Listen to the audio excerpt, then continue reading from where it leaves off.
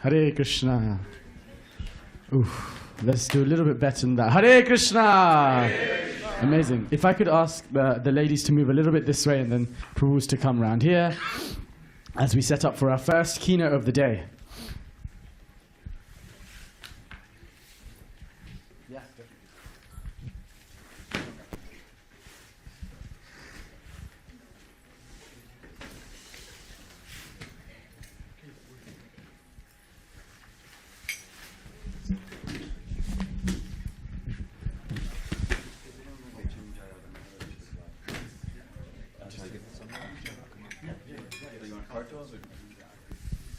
Okay, so let us try again. I know the energy is a little bit low.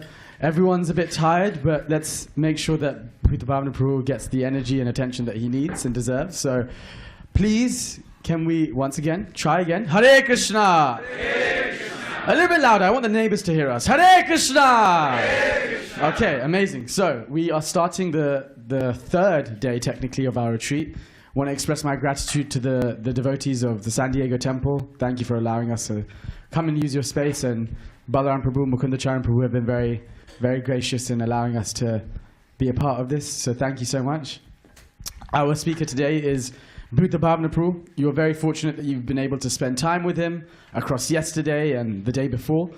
Bhuta Bhavana Prabhu has been in Krishna consciousness since the mid-1990s. Put your hands up if you were born after the mid-90s. Okay. Sorry. So, Bhuta Bhavana Prabhu has been a part of Krishna consciousness and been doing so much preaching since before a lot of you were born, like literally. And that's not to show his age, but it's to show his experience and his level of maturity in Krishna consciousness, having lived through so many projects and services. He is one of the most dynamic preachers in London and the United Kingdom, but also all across the world. He's set up and been a part of so many college preaching programs, pioneered so many of them. He was also one of the pioneers of corporate preaching in London, speaking at some of the best companies in London and also across the world. He's done so many keynotes. His greatest asset is probably his ability to speak so directly into our Krishna consciousness and be able to really resonate and relate to people's issues and problems. And he, of course, gets that from his spiritual master, His Holiness Bhakti Tirtha Swami.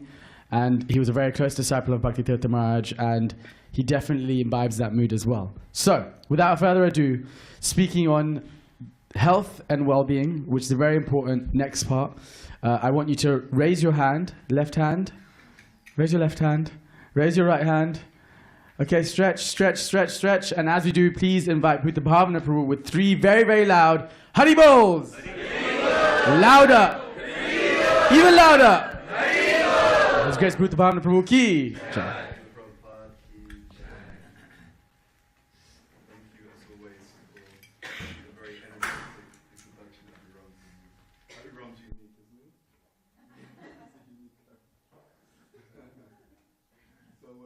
Radha Madhava, and then we're going to discuss a little bit. It'll be an interactive session. We're going to invite you to also make some notes, and also as we think about and discuss this, to think about how this applies to us as individuals as well. Okay, let's do Jai Radha Madhava. Okay, Abhiram will play Madanga. Thank you. Okay. Jai Radha Madhava Jaya Kunja Bihari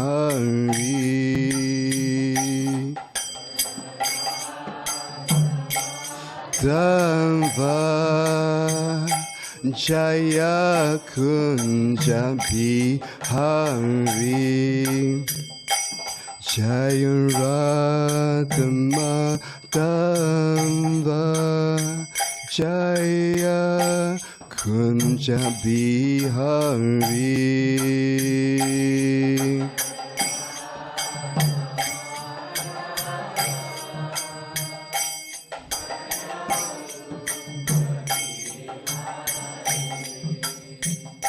Jaya Gopi Jana Vallabha Jaya Giri Varadari Jaya Giri Varadari Jaya Gopi Jana Vallabha Jaya Giri Varadari Jaya Giri Varadari Jaya Gopi Jana Vallabha Jaya Giri Varadari Jaya Giri Varadari Jaya Gopi Jana Vallabha Jaya Giri Varadari Jaya Giri Varadari Jaya Yashodanandana Jaya Brajajana Ranjana Jaya Brajajana Ranjana Jaya Yashodanandana Jaya Brajajana Ranjana Jaya Brajajana Ranjana Jaya Yashodanandana Jaya Brajajana Ranjana Jaya Brajajana Ranjana Jaya Yashodanandana Jaya Brajajana Ranjana Jaya Brajajana Ranjana Jaya Yamuna Tiravana Chari Jaya Kunjabi Hari Jaya Yamuna Tiravana Chari Jaya Kunjabi Hari Jaya Yamuna Tiravana Chari Jaya Kunjabi Hari Jaya Yamuna Tiravana Chari Jaya Kunjabi Hari Jaya Radhamandamba Jaya Kunjabi Hari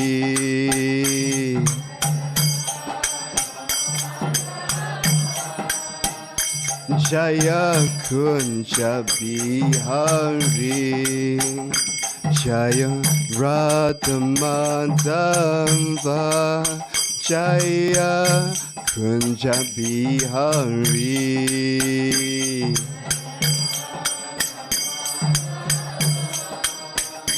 Jaya Kunjabi Hari Hare Krishna Hare Krishna Krishna Krishna Hare Hare Hare Rama Hare Rama Rama Rama Hare Hare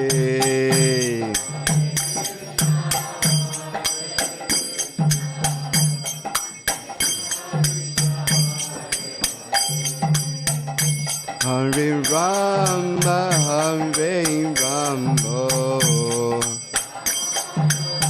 Hare Hare, Hare Krishna, Hare Krishna, Krishna Krishna, Hare Hare, Hare Rama, Hare Rama, Rama Rama, Hare Hare. Everybody, Hare Krishna, Hare Krishna, Krishna Krishna, Hare Hare, Hare Rama, Hare Rama.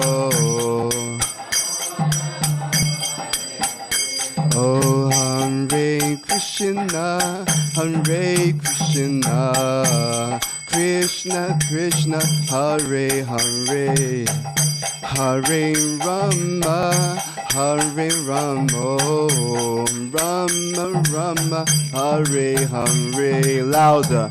Hare Krishna, Hare Krishna, Krishna Krishna, Hare Hare, Hare Rama. Oh, Hare Krishna, Hare Krishna, Krishna Krishna, Hare Hare, Hare Rama, Hare Rama, Rama Rama, Hare Hare. Everybody, Hare Krishna, Hare Krishna, Krishna Krishna, Hare Hare, Hare Rama, Rama Hare Hare, Hare Krishna, Hare Krishna, Krishna Krishna, Hare Hare, Hare Rama, Hare Rama, Rama Rama, Hare Hare. Krishna Krishna, Hare Hare, Hare Rama, Hare Rama, Hare Hare. Jaya Prabhupada, Prabhupada Jaya, Prabhupada Jaya, Prabhupada Jaya.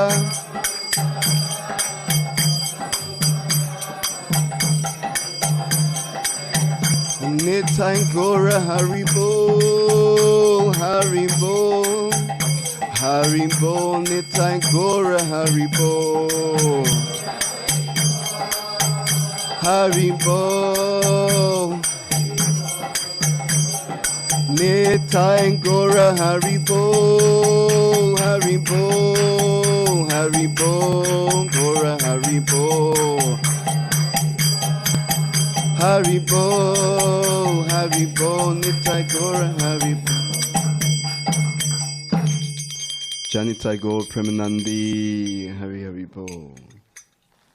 Okay, so we'll just say some prayers quickly, and we will recite a particular verse from the Bhagavad Gita, and then we'll have some discussion. As we said, it'll be interactive, so we're going to invite you to stay awake, to try not to sleep, and let's see how we go from that point. Okay, Om Jnana Timirandasya Yananjana Shalakaya Chakshu Militam Yena Tasmai Shri Gurave Namaha Shri Chaitanya Manobishtam Stapitam Yena Bhutale Swayam Rupa Gadamayam Dadati Swapadantikam Vandeham Shri Guru, Shri Yuta Padakamalam Shri Gurun Vaishnavamscha, Shri Rupam Sagrajatam Sahagana Raghunatam Vitam Tvam Sajivam, Sadvaitam Savadutam Parijanas Sahitam Krishna Chaitanya Devam, Shri Radha Krishna Padan Sahagana Lalita, Shri Vishakam Vitamscha.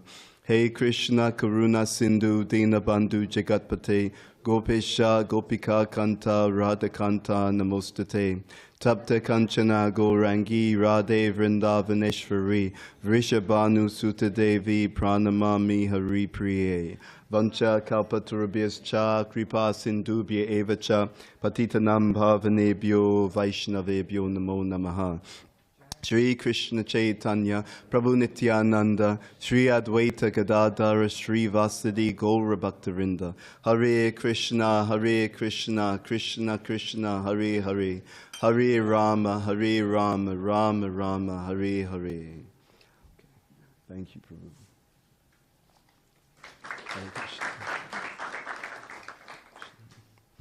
Okay. Did everyone get a good night's sleep yesterday? I can see it. I'm not sure, but that's okay. We'll work with whatever we get. So welcome. The presentation today as I was asked to deliver this by the organizers, is related to this idea of total well-being and health. So health and wellness. What we're trying to do through this presentation is really think about this, moving towards a state of real and dynamic health and balance. Okay, so as we go through today, as we said before, we're going to encourage you and invite you to really think about this, but it may be a way that we don't necessarily approach our classes and our communities. So we want to invite you to what we call personalize your practice. Very simple idea. We have so many teachings in Krishna consciousness, so many things that we hear in a class, so many things that we read in different books, maybe in conversations and letters also. But there's a real area of opportunity if we try and do a little bit of a translation in terms of hearing the knowledge, the teachings, but then thinking, what does this mean for me? Of all the things that we hear in a class, which things are most relevant and resonant with me at this particular state of my own journey, at this particular time in my life? And the reason why we invite you to do this is because we sometimes see a real crisis in our communities. Just to give some context to this, what we often see is that there's a disconnect between the philosophy, the practice, and the results. Can anyone relate to that? I hear one thing. Sometimes I do a subsection of that because it's not always so easy to practice. But then what I receive or what I experience is also somewhere else. Can anyone relate to that, or is it just me in my spiritual life? So what we try to do, or one of the ways in which we can try to, let's say, close the gap or resolve this seeming mystery or puzzle, is to think about which of the things that I hear are particularly relevant for me. And how, most importantly, how do I apply this in my own life? Yeah? The danger is if we don't have that, if we don't do these additional steps, we can be overwhelmed and overloaded with so much information. Then we may find that we're not quite getting the results that we expect to see. And that then can cause a lack of faith. We may even question, does this actually work? I read this, I'm trying to do this, but nothing seems to be happening in my own existence. So one of the things that my spiritual master was really focused on was this idea of applied spiritual technology. And I just say for myself, in my own life, it's been a complete game changer. This understanding of taking what I read or hear and thinking not just about all of it, but considering what's particularly relevant, not just considering by myself, but considering through the association. So this is what I think is relevant. My friends, my mentors, well, this is what I'm thinking. This is how I'm thinking to apply it. Do you have a particular view? Right? So trying to understand what's particularly relevant and how do I practically use this? So hopefully we'll touch upon these points as we go through the presentation today as well. We're going to start, as we always do, in our movement, or often do, with a verse. So this is the Bhagavad Gita, chapter 6, text number 5. So what I'll do is I'll just recite it once, just because I want to keep brevity of time. Maybe we'll have one or two people recite it, then we'll go to the translation, then we'll build the conversation from that point. How does that sound to everyone? It's good? Okay. And as we said before, we really want to tune in with this idea that when we come together, that there are no accidents. Just like when we first came to this retreat and we did this exercise as a group, we asked you to make a prayer, and then we also asked you to choose a particular verse. Just on that point, how many of you found that the verse you chose, it spoke to you, and you felt a sense that there's a reason, I get a sense of why I'm being given this verse? I also had the same experience. And to be very frank with you, because we want to make this much more of a dialogue, to be very frank with you, that's the thing that really inspires me in my Krishna consciousness. A feeling that actually Krishna is there, and it's not just a mechanical process. It's actually not meant to be mechanical at all. There's a little disclaimer there. But it's not just a process. Actually, Krishna consciousness is a relationship. And just like when we try to get to know someone in a relationship, we want to spend time with them, we want to communicate with them, but communicate very honestly, very openly. We want to feel that they get us, right? That they understand where we are at, what we're doing, what we're struggling with, and that there's some sense of reciprocation. Right? So it's not just a vacuum, it's not just a kind of idea, but, oh, I can see Krishna did this, or I was struggling with this particular issue, Krishna arranged for me to understand this. So before we even begin reciting the verse, one quick request. Just as we did on the first day, I'm going to ask you all to turn to the deities,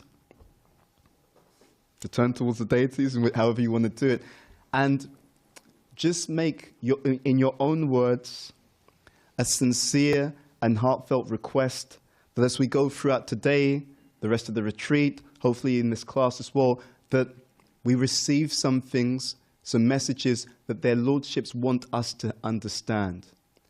Something that will actually help us in our journey, and that we also are receptive to their messages, their communication, in whichever way, shape, or form they wish to bring it into our life. Is that okay? Now, you can say this in your own words. That's also important because we want it to be heartfelt. We want it to be real.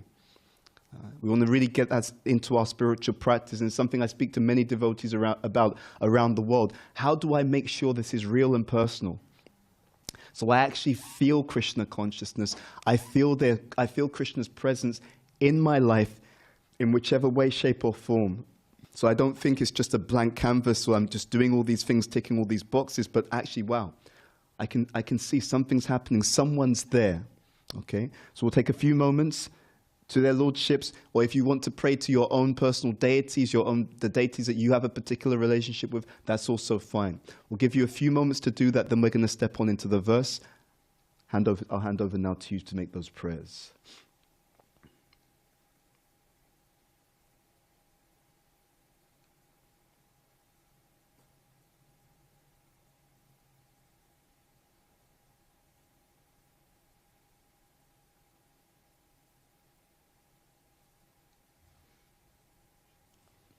We'll give you a few more moments to do that, and then we will step on.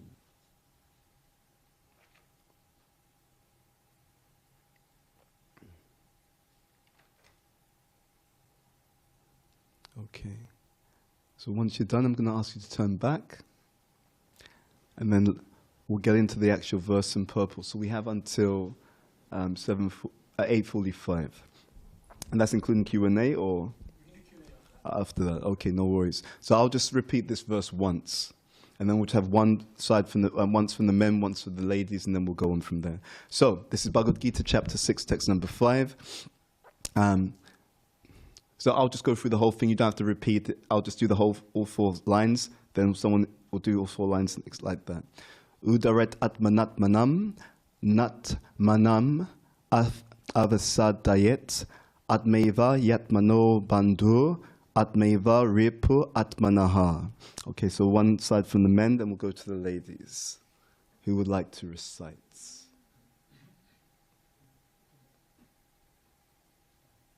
Yeah, maybe take the microphone. But actually, when you do it, you will do one line at a time, actually, because I think it works better. Yeah. Okay. Atmanatmanam. Udaret atmanatmanam. Natmanam avasadayet. Natmanam avasadayet. Atmaiva yatmano bandhur. Atmeva yatmano bandhu. Atmaiva ripuratmana. Atmeva ripuatmanaha. I have one recitation from the side of the ladies, whoever would like to do.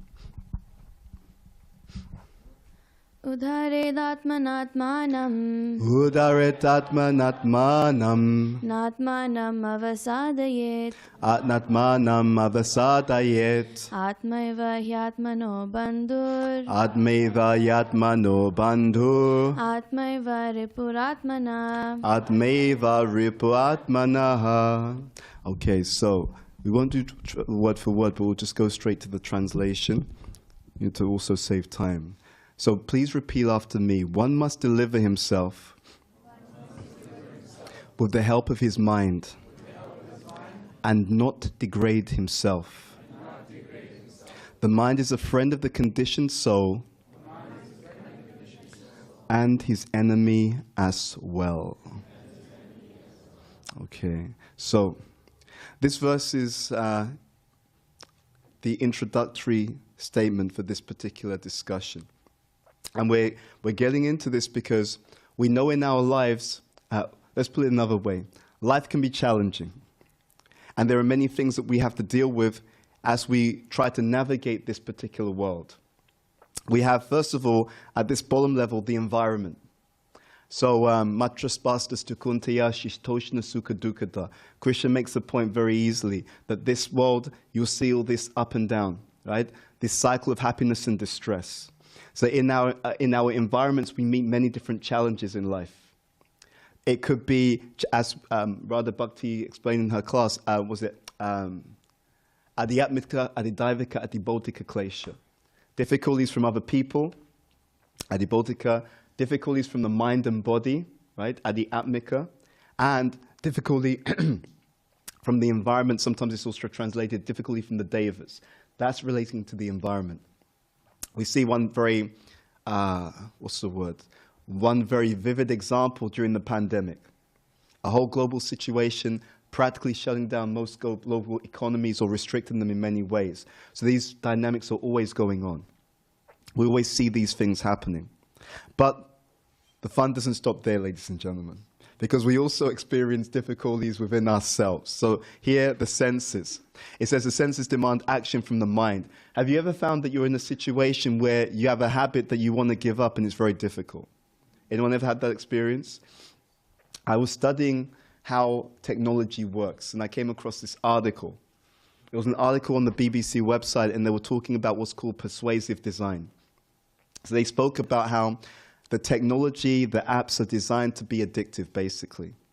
And they explain how these things are done. To give a classic example, when you're looking at your WhatsApp and someone's about to message you or something like that, you'll see a message go on that so-and-so's typing, or this person sending an audio message. So they explain that the psychologists who designed the technology designed it specifically so that you feel that you're about to get something, right? So this idea, you're about to get a reward. Someone's typing, you're about to get something. And every time you perceive that something's about to come to you, every time, that creates an addiction. Every time you engage with a certain technology and you feel, I'm just about to receive something. So this whole idea of technology, in many cases, is not human-centered. It's designed in such a way to really make it so that we will be so addicted to using it that then they can make money from it. I think I saw this in one explanation of modern-day technology. It said, if you can't understand what the product is, then that means you're the product. That was the idea. If you can't understand what the product is, if you can't figure out why they help me out so much, why are they providing this service, it means you're the product, basically. This idea of the modern society, or the way the modern society is designed, is based around the idea of profit and using humans for profit. You know, there's this famous saying that we are meant to love people and use things. But we see in the modern world, it's completely opposite way around. We use people and very much love things. And that creates all kinds of disharmony, both physical, mental, emotional, and until we get to a certain level, what's happening with us physically, mentally, and emotionally, it definitely has an impact upon us spiritually as well. And Prabhupada explains this in many cases. So the senses are stimulated by the environment, and they send signals to the mind, right? So we want this, we want to experience that. So the mind, as we said in this particular verse, always best friend or worst enemy.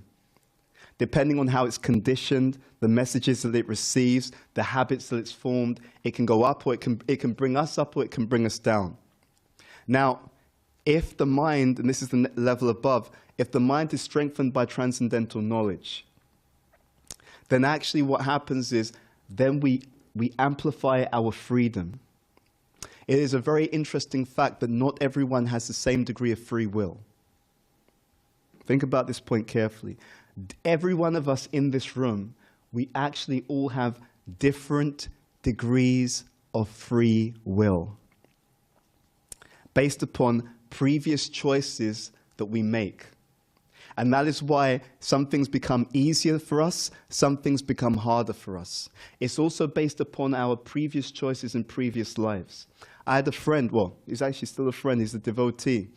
He joined the temple. So amongst our friends, he was the first person to join the temple.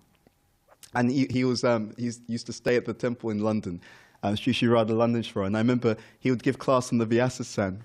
And then at the last 10 minutes of the class, he'd let me sit next to him on the floor and like give a few points at the end of the class. It was actually really good. He was a great devotee. But he was from a very, very wealthy family, extremely wealthy family. And he was told by one, he was getting some kind of reading about his karma and different things. And he was told by the person who did the reading, said that taking drugs is bad for everyone. No one should do it. But they warned him, it said, but for you, it is especially dangerous. Then the person, it was explained to him, said, in your previous life, you engaged in a lot of drug taking. So what that means is that in your subtle body, you have a particular weakness for intoxication. So it's bad for anyone, but if you take it, it will really damage you. It will really bring your life down. He told me that. And unfortunately, I think he forgot that warning.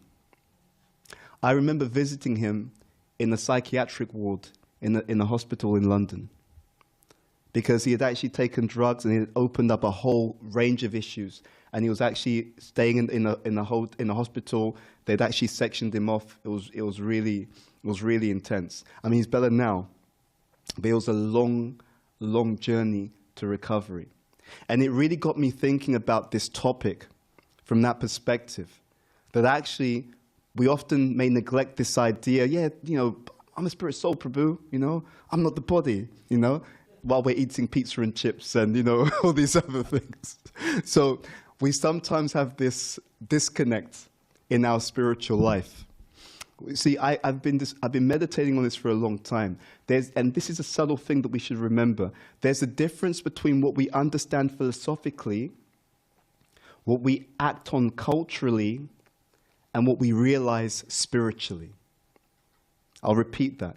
There's a difference between what we accept philosophically, what we act on culturally, and what we realize spiritually. Srila Bhaktivinoda Thakur, one of the greatest saints in our tradition, a great acharya, he explains that if you're not a Paramahamsa, if you're not someone who's on the highest level, fully self-realized, he says actually you have to do 4 things. He says you have to have good care for your body, right? Good stimulation for your mind, good social situation, that means the emotional life, social situation. And the 4th thing he says is a good study of the scripture to see how all these things fit together. I have my own personal experience of this. To be very honest with you, especially the early years, but generally it's still true, incredibly blissful in Krishna consciousness. But it was so good, I thought to myself, you know what? We can just do more. And I made a critical mistake. Thinking that it was really good, everything's going really well, I cut back on sleep. This was in 2010. And I cut back so much that what happened was, it created a situation where I had, for many years after, like over a decade, chronic fatigue. And so I was like literally tired from morning till evening. And what that did, because I was just trying to figure out, what have I done wrong? How the hell do I get out of this situation? And it took me on a journey. It took me on a journey to really understand more deeply 2 things. First, about how the mind and body should be utilized in Krishna consciousness. That's the first point. And second, this idea of how to take the statements of the scripture and personalize it to ourselves. How to really do that last step, that translation work. Yes, the statements are there, but how does that apply to me at my particular stage of Krishna consciousness? The reason we talk about this also is because the body and mind actually have a very, very powerful role to play in our spiritual journey. The Sanskrit term, from the spiritual perspective, the body and mind, the Sanskrit term for them is sadhana sharira, which means that they're literally the vehicles for our spiritual practice. Right? So thinking about the body as a vehicle, the body and the mind as a vehicle, we have a destination to get to. But in order to get to that particular destination, we need to keep the vehicle in good shape. If the vehicle goes down, it becomes incredibly, or increasingly, let's say, difficult to get to where we need to get to. Now, just take a moment to think about what this means for us as a community.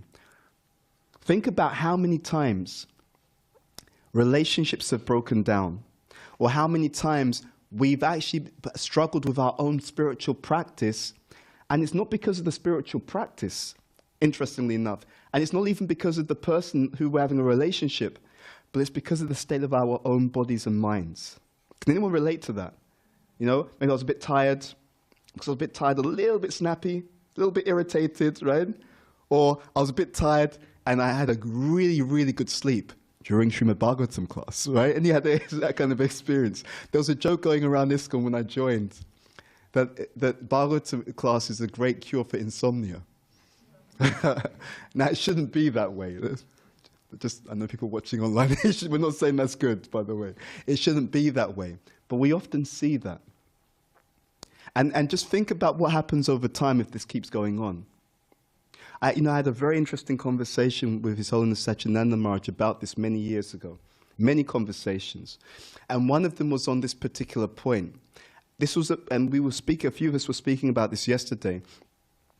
He was telling me, he said that many devotees, to use different words, but he was talking about how many devotees, without meaning to, we've created a negative emotional association with our practice. Right? It's so interesting. I've been studying Vedic psychology for the last few years because it's incredibly fascinating. What he was explaining to me, we were in Goloka Dham. I believe it was Goloka Dham, yes. Yeah, it was Goloka Dham. So he was explaining what was going on. And as he started to unpack it, he basically what he was saying is, we live on two levels. So for many of us as devotees, subconsciously, we may have some negative association with various aspects of Krishna consciousness. For example, sometimes devotees who are born in the movement, let's say they went to a particular school and the teachers weren't very aware, weren't very balanced. So what happens is that young devotee did something wrong and the teacher decides in their wisdom that the punishment is you're going to have to stand in the corner and chant Hare Krishna. Right? So now, that young person, over time, they've now started to associate the chanting, the very process of liberation and spiritual realization, they've now started to associate that practice with punishment. And over time, it becomes a subconscious association. So every time they pick up the beads, there's a term for this called implicit memory. Right? Every time they pick up the beads, the implicit memory triggers that actually this is what you had to do when you were shamed, when you were punished, when you were humiliated, when you were told off. And therefore, on a subconscious level, there's great resistance. And it's not even, and they may not even be conscious of it. They may have forgotten those instances. But it's playing out at the back of the mind.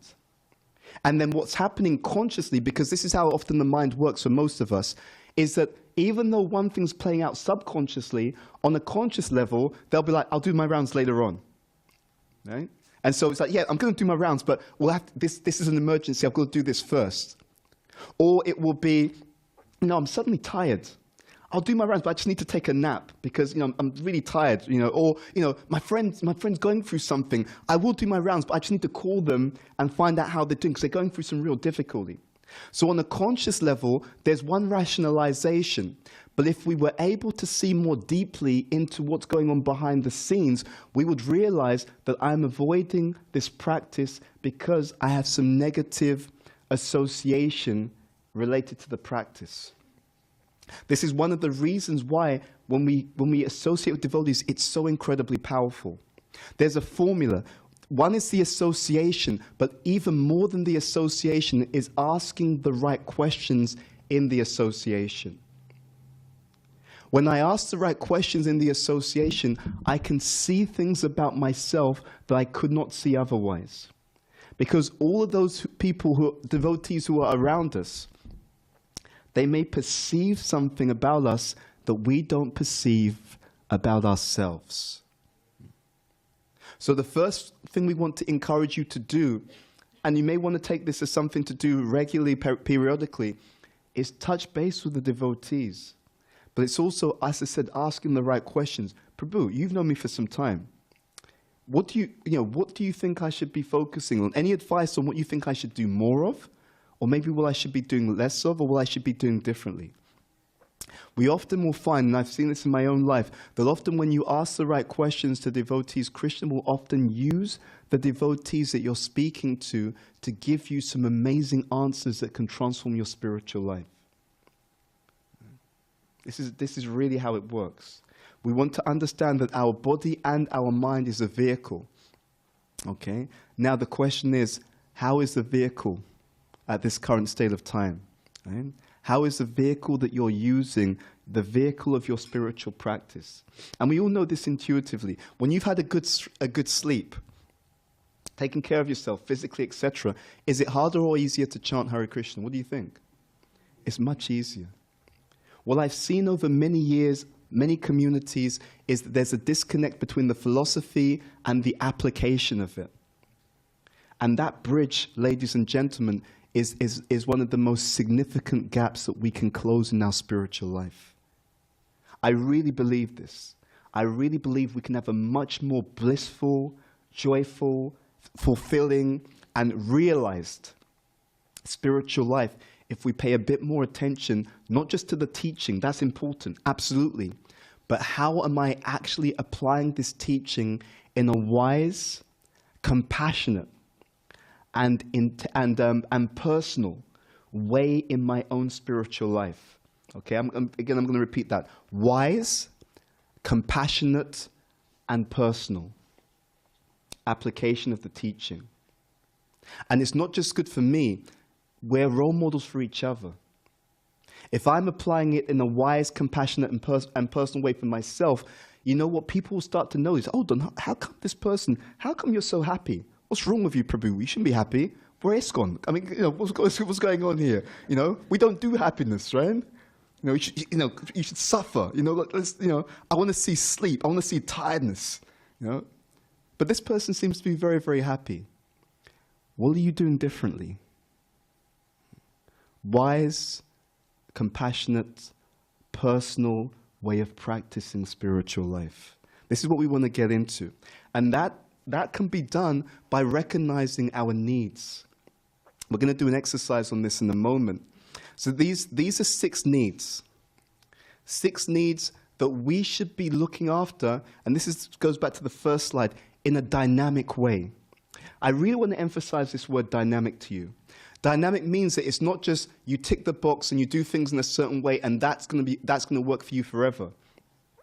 Because we're personal, and because life is personal, at different points in our spiritual life, some things become more important, some things become less important. Do you see where I'm coming from? For example, when we're younger, I mean, when Radha Bhakti and I were talking before this retreat, and we were thinking, if we're staying in a room with very young people, you guys can stay up all night.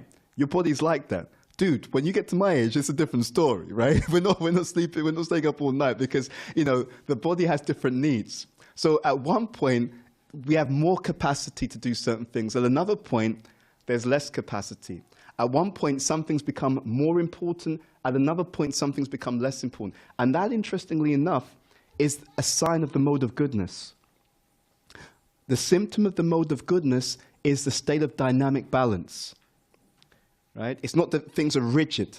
In the mode of goodness, it's like the scales. Right? If you tip something on one side, things go up. If you tip something down on one side, things go up on the other, and then but that's okay. But you're moving into a state of equilibrium. So it's a movement. It's a dynamic balance. In fact, there's one devotee I know who did a PhD, and as part of their PhD, they talked about the modes. And they actually showed how the mode of goodness works in our life. And believe it or not, when I teach leaders, there's secular research which has come to exactly the same conclusion. Exactly the same conclusion. And it talks about how for healthy balance, it has to be rhythmic. Okay? Rhythmic means activity, recharge. Activity, recharge. Activity, recharge. If your life is rhythmic in that way, that means you expend energy. So you're at work, you're doing your studies, you're, whatever it is. If you expend energy, you give out energy, then you need to make sure that you also take whatever time and situation is required to recharge those batteries. We all know this intuitively. You have your mobile phone. You can use your mobile phone all day, but at the end of the day, you have to recharge that mobile phone. If you don't recharge it, what happens the next time you want to use your mobile phone? You can't use it anymore, because you just took all the charge out and there was no recharge. So that's dynamic balance. Charge and recharge. Very, very simple. Very simple, but very, very powerful rule of life. And if we do that with the vehicle, as we said, the body and the mind, you will find that just like the mode of goodness, think about this carefully. We know the mode of passion is there, mode of goodness is there, mode of ignorance is there. We know the mode of goodness is actually the mode which allows us to do what? There's three things: destruction, creation, and maintenance. The mode of goodness allows us to do what? To maintain. Very, very simple, very clear principle. With the mode of goodness, if we live our lives in that healthy, balanced way, you're able to maintain your physical, mental, emotional well-being, which becomes a good vehicle for your spiritual practice. So these 6 needs are there. The first one is the need for security, so psychological and physical safety. What we often have in our communities is sometimes a lack of security. A person may be fearful, you know what, I'm hearing something in the class and it doesn't quite make sense. But if I raise my hand and ask, Prabhu, you said that, it seems like that doesn't make sense to me. Can you explain, or how do I understand that? Because it seems to contradict this other statement. If we lack security in our relationships, what happens is we suppress ourselves. If I feel it's not safe to express myself and be myself openly, not only do I not share what I really think and feel, but actually things which are issues can be repressed. And we know that when something that's an issue gets repressed, it comes up eventually in some other more intense way. So this first need is a need for security, to feel that I'm safe in the environments and in the relationships that I have. The second one is significance. People need to feel valued, actually. Need to feel that actually people, if I'm not there, people notice, people care about me, I'm important. What's happened, unfortunately, in the modern society is it's because it's so profit-centered. The whole world is designed in such a way that people have to literally worship money and spend all their time and energy and attention so much in that direction that often when people are being brought up, they're not given the same unconditional love and attention from the parents.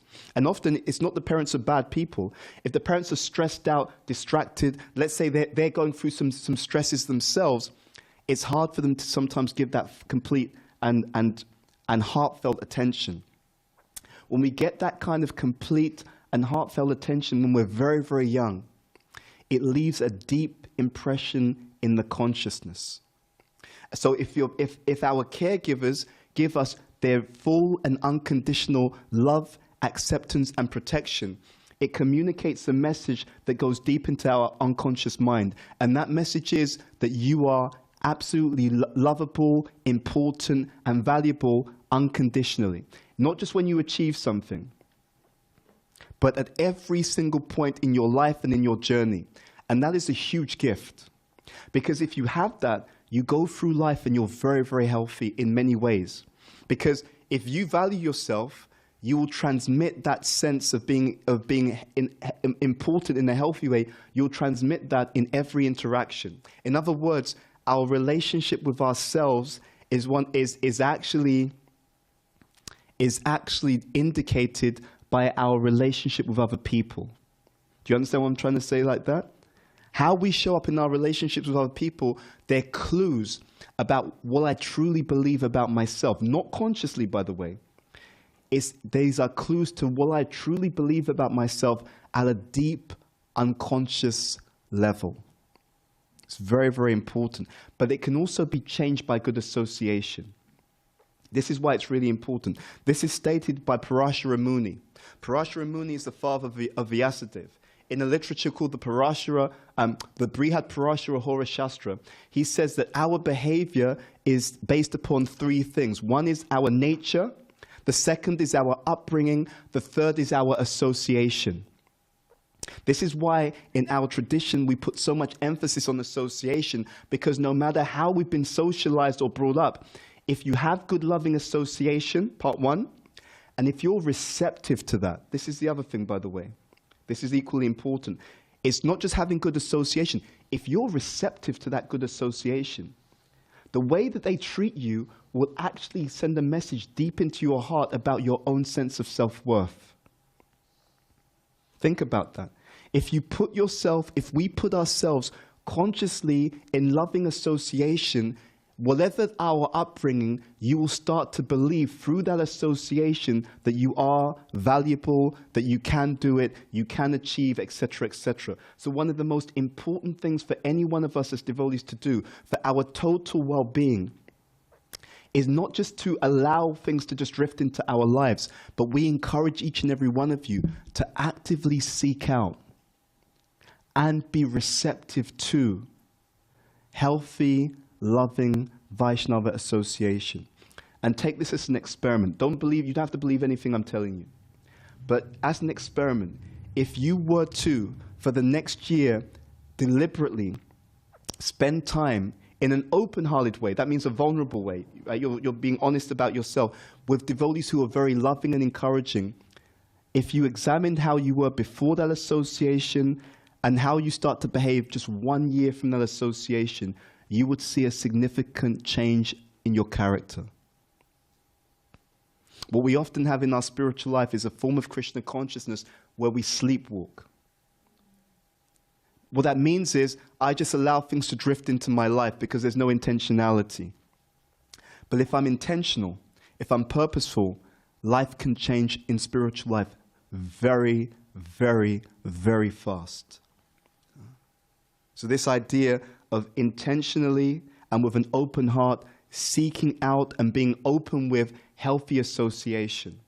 Because when you trust someone, they have access to your heart, and therefore they can give you the greatest gift of acceptance, love, encouragement, and through that particular association, so many other things can be achieved.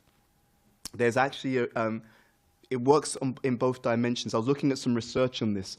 There's some research that says that if you're around people who are stressed out, that stress hormone actually seeps out through the pores of the skin, and it has an effect on the people who are around them. So we don't know how powerful association actually is, and how much it actually changes us physically, mentally, and emotionally as well. And this is a study, by the way, and I can give you the references if you want later on. This study was even situations where the leadership is stressed out, but they don't tell anyone. So it's not like everyone knows that they're stressed, because it's happening on a very, very subtle level, on a much more psychological and emotional level as well. So security, significance, so being appreciated, as we talked about. Satisfaction is important. Physical, emotional, social satisfaction, spiritual satisfaction.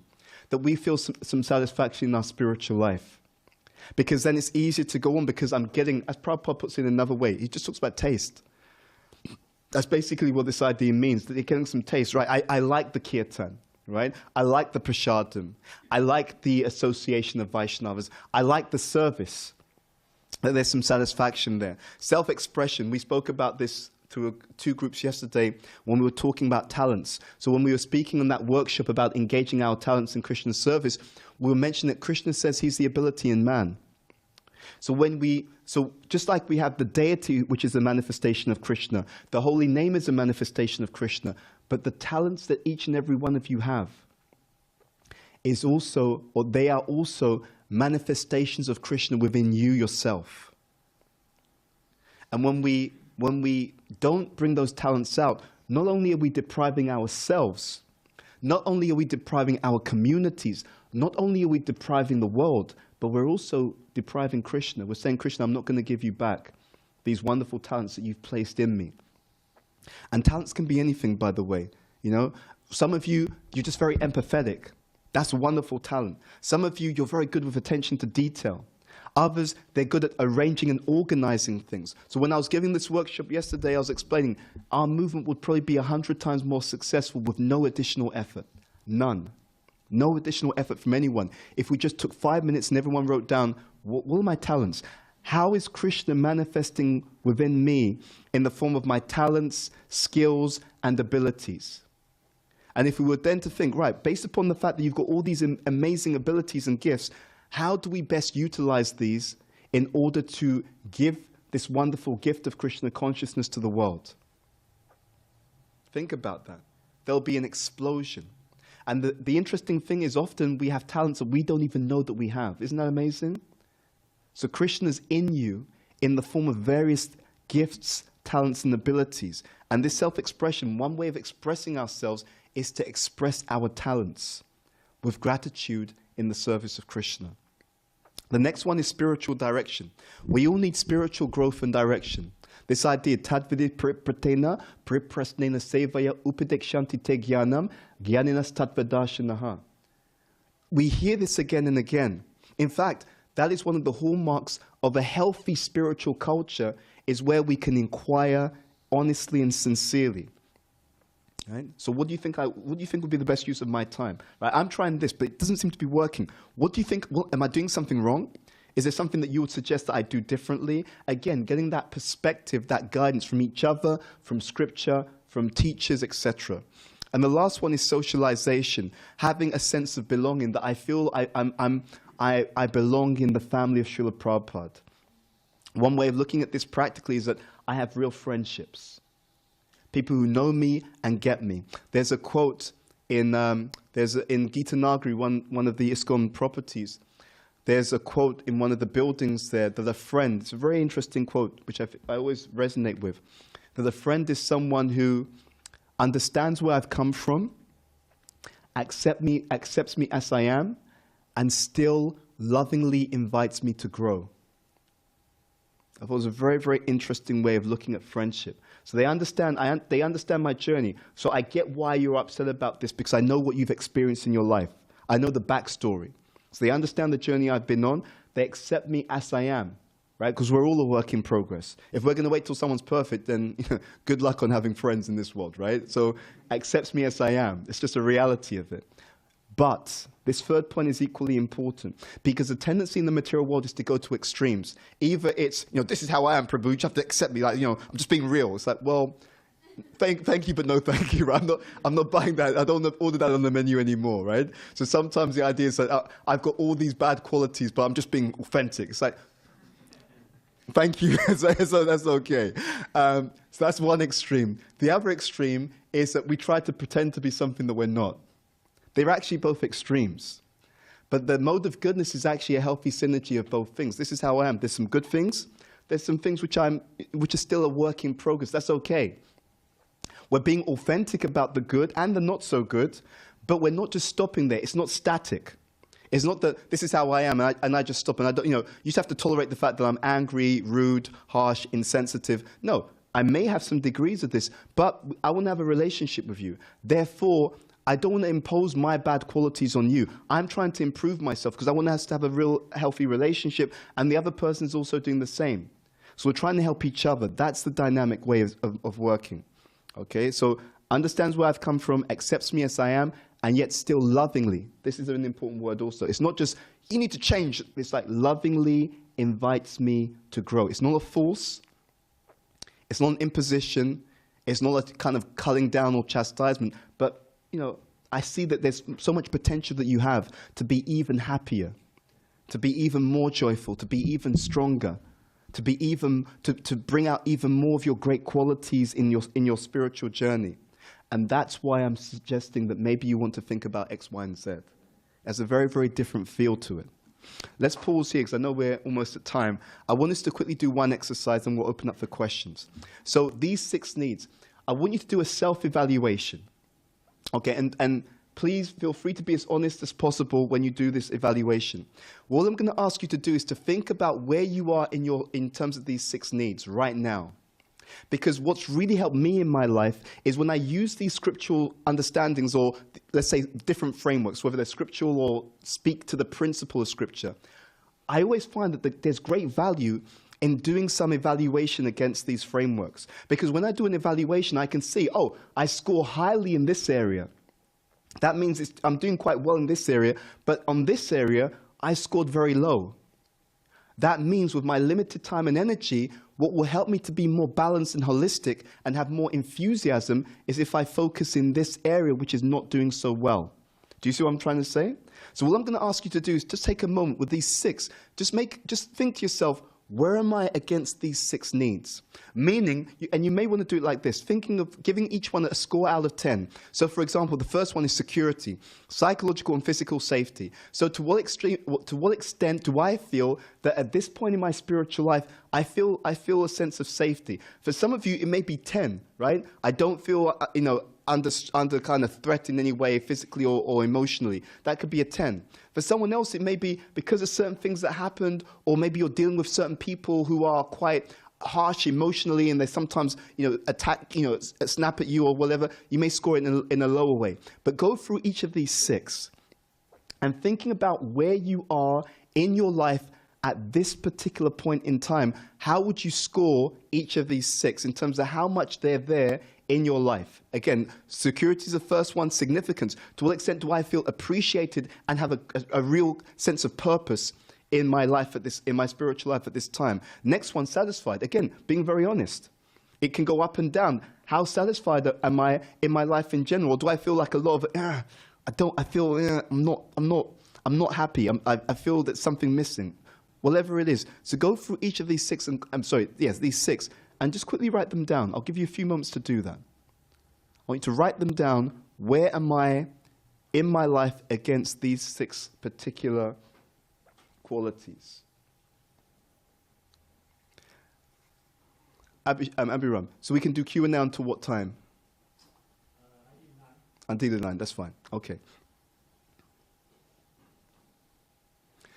So,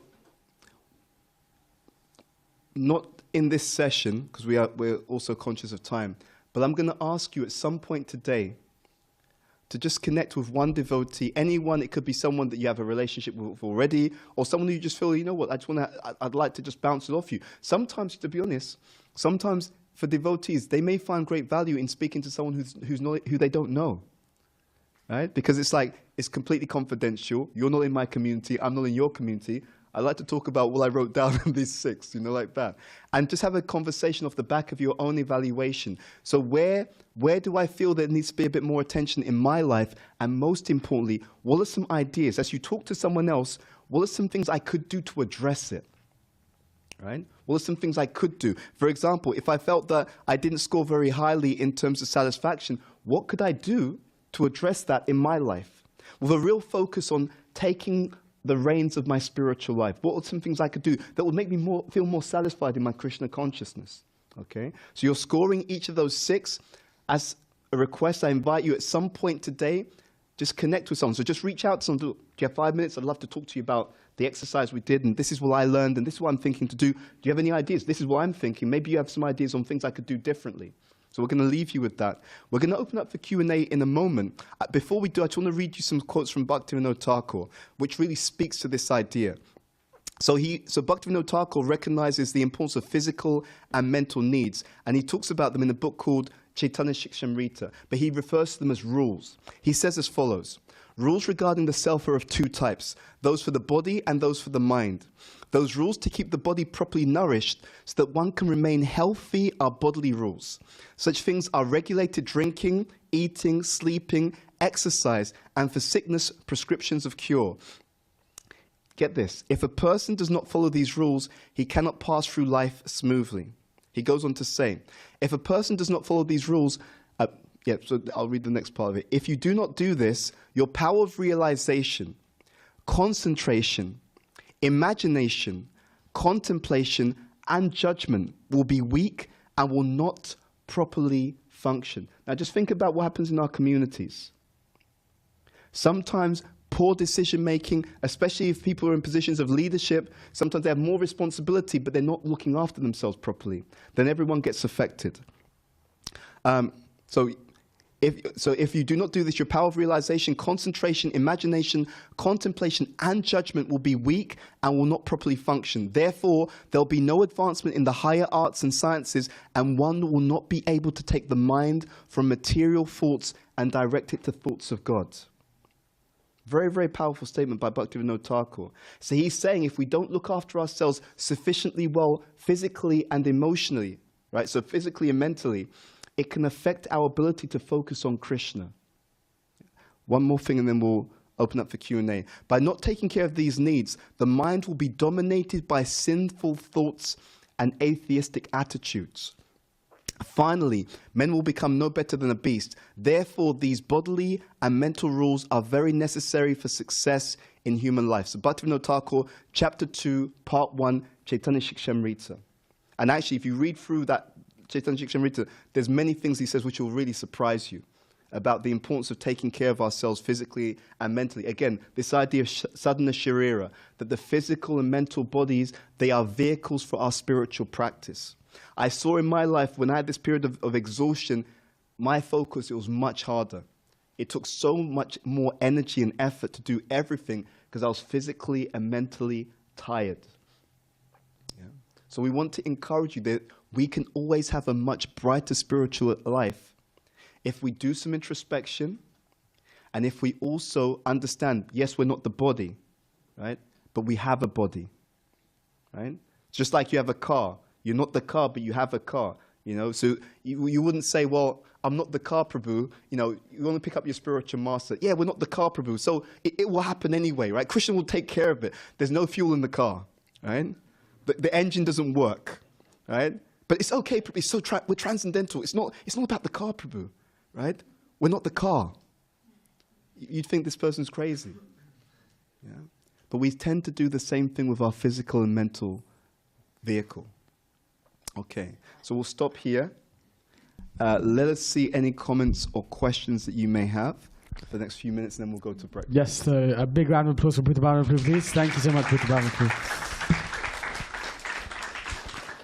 We have time for 1 or 2 questions. Anyone got any questions? Rasa Sindhu and Priyadarshini. Okay, done. He's gonna ask you to make them like 1 sentence questions or something like that. Just for time. Thank you, Prabhu, for your class. Thank you. I appreciated the point you mentioned that that if a child is not given attention at an early stage, then the child doesn't consider themselves to be lovable or worthy, and that shows up. We're doing the workshop on inner critic, and that's a rich source for what inner critic comes up. My question to you is, in a society where we still value who's doing a big project, or how many books are we distributing, or that person is chanting 64 rounds, and there's all these numbers and accomplishments attached as a devotee. And I'm asking this for me, and I'm sure a lot of people feel that way internally, that how do we create a culture of feeling lovable and a sense of belonging without any numbers attached? And it's the soul, it's the jiva that is appreciated and not we are accomplishing through our means. Yeah, it's a very, very good question. Let me just meditate a moment. I'm just going to think about this a little bit.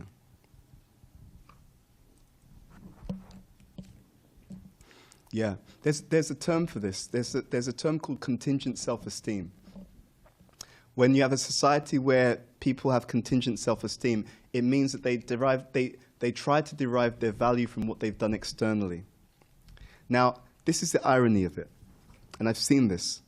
If, as a society, and it has to also be with individuals, communities, and so on, the irony is, for someone who develops inherent self-esteem, you're actually able to achieve more. I'll explain how this works. This is the irony of it. If my self-value is not dependent on the outcomes, then what it means is I can try all kinds of things, and if it doesn't work, I'm still valuable. But if my self-esteem is based upon the outcome, then I become a bit more insecure, because if it doesn't work, then it means that I'm less valuable. Right? In other words, if I don't have inherent self-esteem, or to the extent, because there's degrees of this, to the extent that I don't develop inherent self-esteem, then what happens is the outcome becomes my identity. That means the project failed, therefore I am a failure, you see? And what it then does is it causes people to shrink away from trying things. Because what they're actually fearful of is if it doesn't work out, it means that I've become inferior. It means I'm no longer valuable. So it actually takes us away as a community from trying. So there's from trying different things. So what I want to share with you, therefore, is there's actually a direct relationship between the achievements of the community and how they're valued. So even if someone is result-oriented, and there are some people who just by nature are very much outcome-oriented, even if someone is like that, it would actually make more sense to give people a deep sense of inherent self-value by appreciating, and this is also in the research. What they found in the research is there's two types of parenting. One type of parenting values people or values their children because their child achieves certain things. Does that sound familiar in anyone's household? Yeah, right. Ghanaian families are similar, right? Let's put it like that. So that's one type. But there's another type of parenting where the parents, when the child's young, the parents praise the child for the child's endeavor.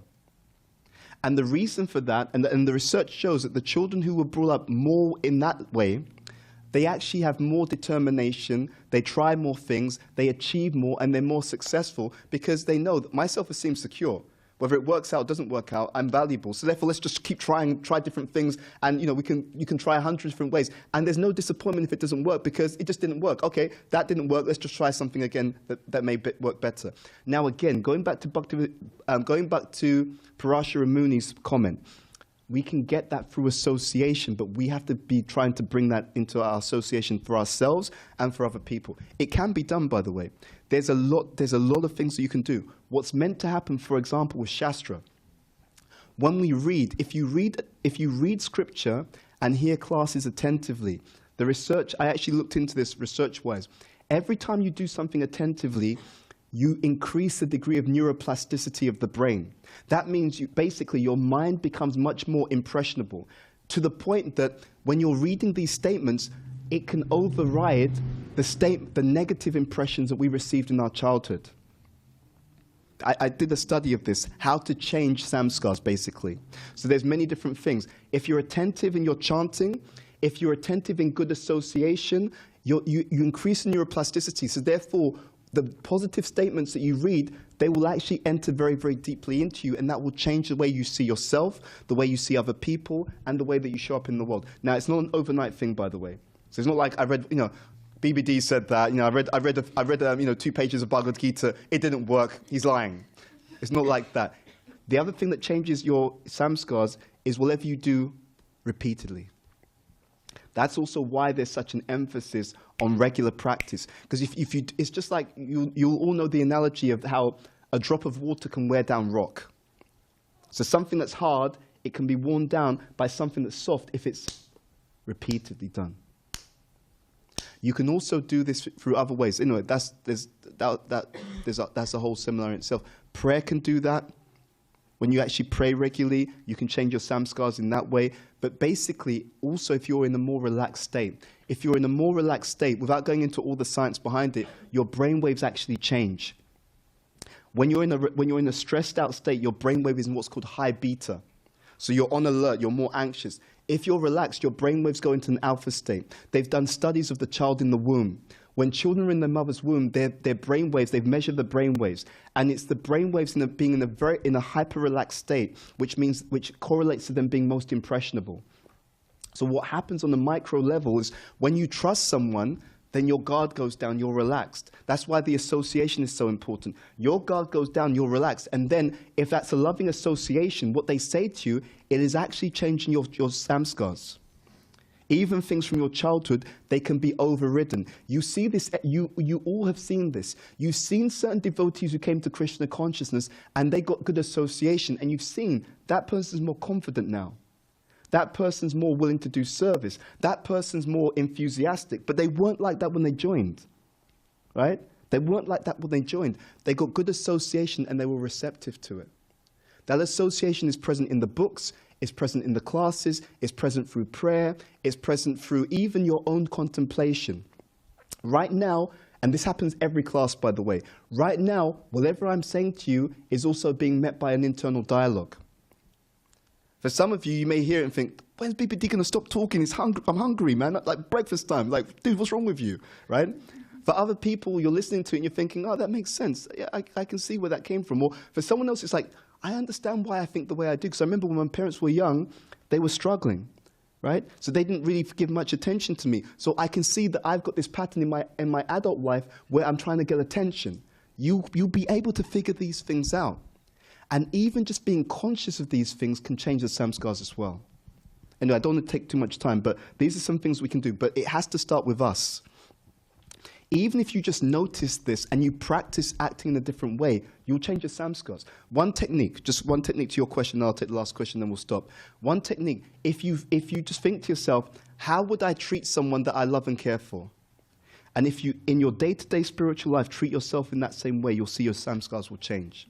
The way you behave to yourself is actually sending a signal to your subconscious mind about your own value. That's how it works. The way you actually deal with yourself sends a signal to your subconscious mind. So through your intelligence, you actually create samskars as well. If you treat yourself properly, you did something, it didn't work out. Okay, it's all right. It didn't work out, but I can learn from it. I'm not a bad person. We can try again. If you even do that, you'll see your samskars will change. I kind of studied this because there's a whole science to it, which is in different places in Prabhupada's books, classes, etc. Does that answer your question? And feel free to, anyone who wants to go into that in more detail, just grab me at any point. We can get into more detail. I have last question and we'll have breakfast. Yes? Prabhu, you said it's very important to have healthy association. It's a must. And more so to learn to ask the right questions. Yes. What are the right questions? Yeah. It depends on what you're going through at any one point in time. But the principle is what's on your mind and what do you need that's going to help you to grow. Right? So what's on your mind? See, for example, there's research that says that when you write about difficult or challenging experiences, it changes you physically and mentally. There's research on this. They've done studies where they had a group. They took blood test samples beforehand. Then they told the group, for the next few days, I just want you to write down for 15 minutes about a difficult experience that you've been through in your life. That's all. You don't have to show anyone the paper, nothing like that. Just write down about it. If you want the quote, the research there's loads of research online. The professor's name is Professor James Pennebaker, Pennebaker. He's one of the world's experts on journaling. What they did, after people had just done that for a few days, 15 minutes a day for a few days, after a few days they took their blood test samples. They found that their immune system was stronger. Because actually the immune system and the emotions, they perform the same function. The purpose of the emotions and the immune system is to keep out that which is unhealthy and to allow in that which is healthy. So your expression is linked to your emotional, physical, and mental well-being. Like that, So by doing that kind of stuff, asking people, you've known me for some time, what do you think I should be working on, right? Or this is where I'm struggling. So just revealing the mind like that, you'll change your actual system. You'll change yourself physically, mentally, and emotionally, especially if you do it regularly. With devotees, this is really important though, with devotees who actually are trustworthy. It's a form of impersonalism to expect that every devotee is gonna act properly at all times. It's just not true. And that's not to put anyone down. Right? Because we all go through that. We may have days where we're in good consciousness, days where we're not in such good consciousness. So if you're going to be open-hearted, which you should be, to transform, you have to also be doing it in the right association. Yeah? So by using your head, you can open your heart and keep it open. Does that answer your question? Okay, thank you for your question. So my apologies, we didn't have more time for Q&A. That was my fault, actually. It's nothing to do with the organizers. But as I said, it's something that we can get into and discuss more at any point. But I want to plant that seed with you. And I'm telling you from my own experience, there's so much scope for us to become stronger and more enthusiastic in our spiritual lives if we take on board some of these ideas. So it's not just the knowledge or the philosophy, but it's how it's applied in a wise, compassionate, and personal way in our own spiritual life to move forward. Yeah? Okay. Thank you very much. Hare Krishna.